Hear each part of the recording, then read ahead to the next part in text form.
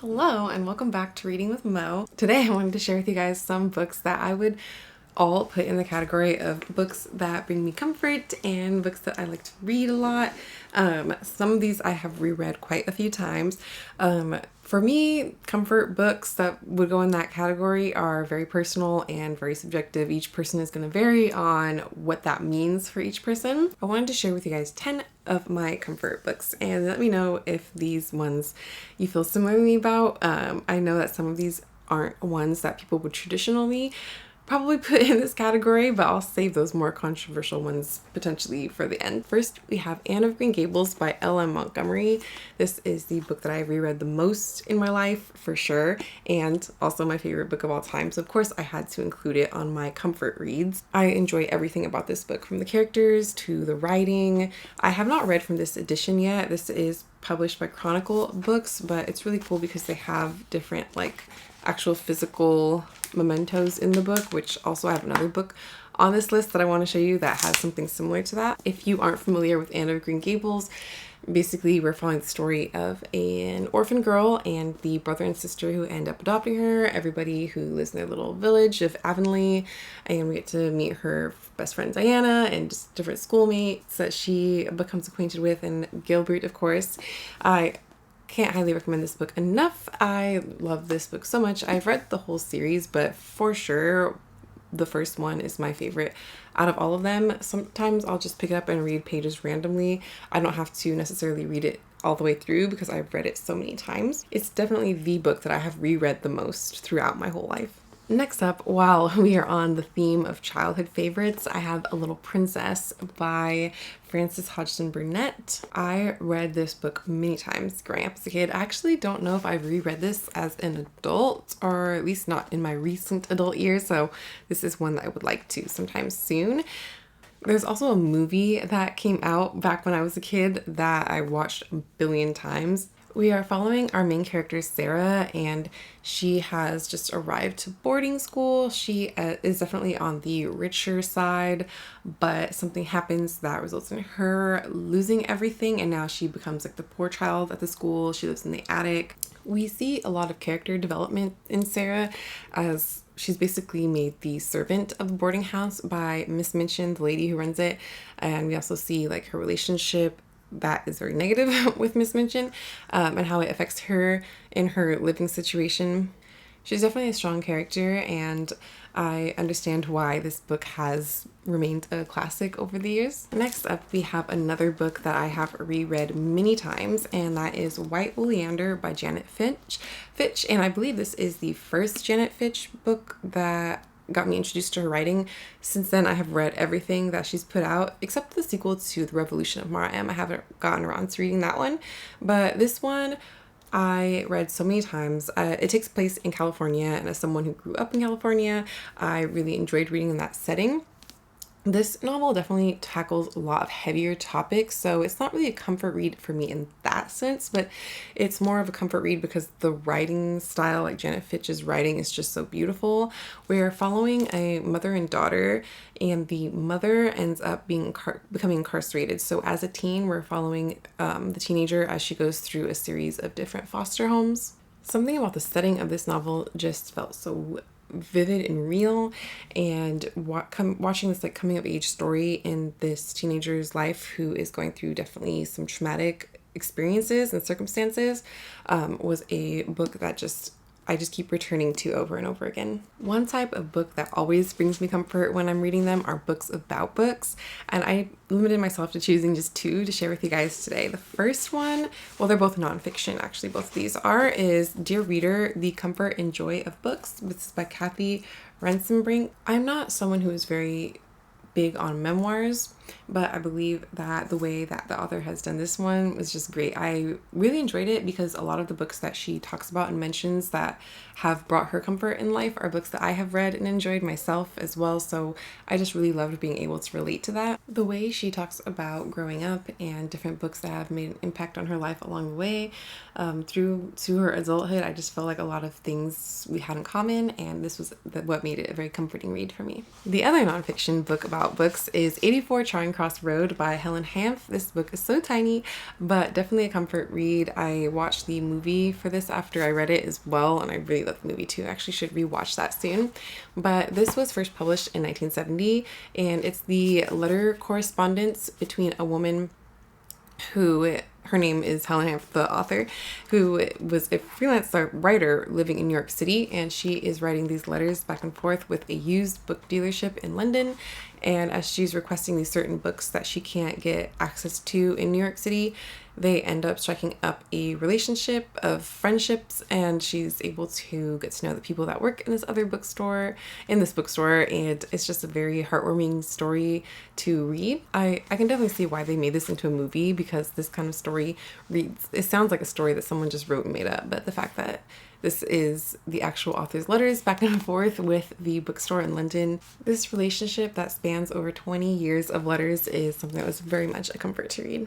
The second half of this list are all going to feature books that are part of series. So the first one we have is called Cathys Book. This is a book I never hear anyone talking about online, but I mean, it was published quite some time ago. This is a young adult book that was published back in 2006. It's the first book in a trilogy called the Cathy Vickers trilogy, who Cathy Vickers is the main character in our story, and it takes place in San Francisco. So as someone who grew up in California, that made it very much a comforting read to me. I loved all the little doodles and stuff. So each of the books in the series come with these like little ephemera with them, and just how they're packaged and stuff is so cute. And within the text itself, there's little like illustrations and doodles along, because we are essentially reading Cathy's diary. Our main character, Cathy, she's going through a hard time in her life, a recent breakup, her father's passed away, and her best friend are having some problems. She decides that she's going to look into the reason to try to figure out why her boyfriend Victor broke up with her. So she goes on this quest to go on an adventure to figure out what is going on. And it's very interesting. It has a lot of Chinese culture that is incorporated into the story as well. Next, we have A Knight of the Seven Kingdoms by George R.R. Martin. This book is separate from the Game of Thrones series, but it is taking place in the same world. And we are following the story of a knight and his squire as they go on adventures, Dunk and Egg. And their relationship dynamic is just such a comforting read for me to read. They do go through stuff that are high stakes and stuff, but you kind of just have this comfort in knowing like nothing too bad is going to happen to them. I did put this in the books that are part of series because there are supposed to be another collection of stories featuring the two of them coming out some point in the near future. Who knows when.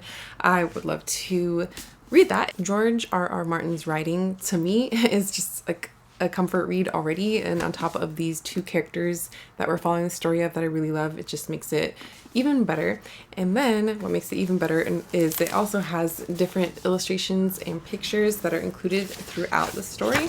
Not every page, but like every few pages does have an illustration. It kind of lends itself to this more fairy tale-esque type of storytelling, and I really just find a lot of comfort in reading about these two characters. Next, we have A Natural History of Dragons, a memoir by Lady Trent. This is written by Marie Brennan. I read this whole series a few years ago, and I pre-ordered on Kickstarter, I think it was, like a bind-up of the first 3 books in the series. I really enjoyed the character of Lady Trent as well.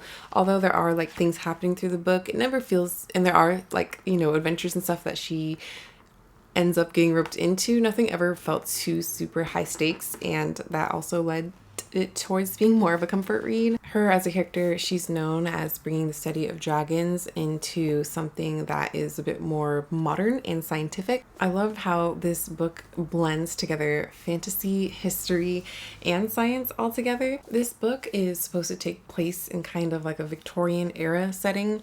If you're looking for something with very high action, a lot of craziness going on, something like Fourth Wing, this is pretty much the exact opposite of all of that. So don't go in expecting like the dragons to be speaking and to have like these personalities and be really interacting with everything.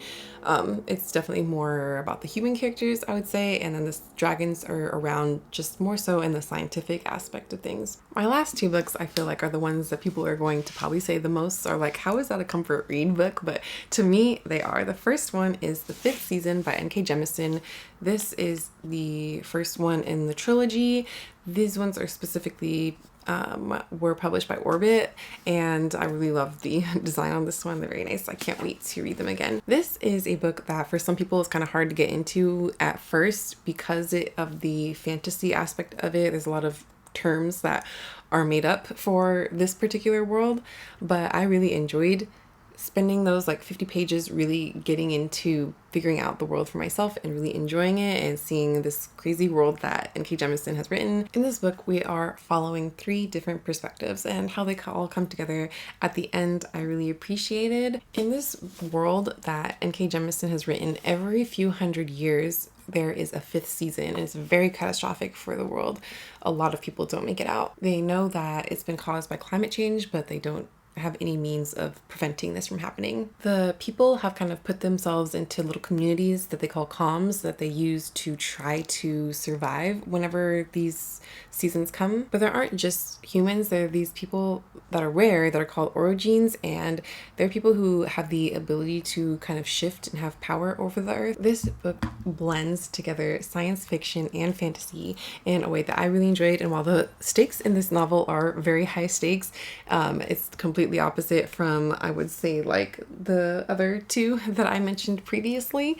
I really enjoyed it, but like I could agree why maybe this will not be a very comforting read to them, just because there is that learning curve in the beginning of the book to get used to. But for me, that's something that I enjoyed, and I really just enjoyed this whole trilogy. I can't wait to go back and reread it again. I really just found comfort and enjoyment in the challenge of getting this whole world figured out, and then really just enjoying where the story took me. Then lastly, we have Parable of the Sower by Octavia Butler. This is part of a duology. Parable of the Talents is the second book, and I know this one is going to be very controversial for some people because this is a post-apocalyptic type of book, dystopian type of book, and that's not something that generally people think of when they think of a book that brings them comfort. But I just really enjoy Octavia's writing. She's definitely one of my favorite authors of all time, so just that alone is going to make it a comfort read for me. But just reading about different things that she touches on, topics like climate change and politics and just economic crises and viruses and all this kind of stuff that we've been going through recently. I don't know, I just find that I really enjoy reading about stuff that has a lot of relevance to things that we are going through today. As soon as I finished this book, it was easy to see why this would be definitely included as a modern classic. This book takes place in the 2020s in California, and it's just crazy how so much stuff parallels things that actually happened today, even though this book was written way before the 2020s. The narrator is telling us the story through her like diary journal entries, and I guess you could see that's probably a common theme in a lot of the books that I've mentioned today for you guys. I guess I'm just now realizing too that I guess I do really like books that are kind of told in either like letter or diary form. So those are all 10 books that I wanted to share with you guys today. I hope that you found something that you want to add to your TBR. Let me know what books you guys would put on your list of your best or favorite comfort reads of all time, and we can talk about it in the comments down below. Don't forget to like, comment, subscribe, and I'll see you guys next time. Bye!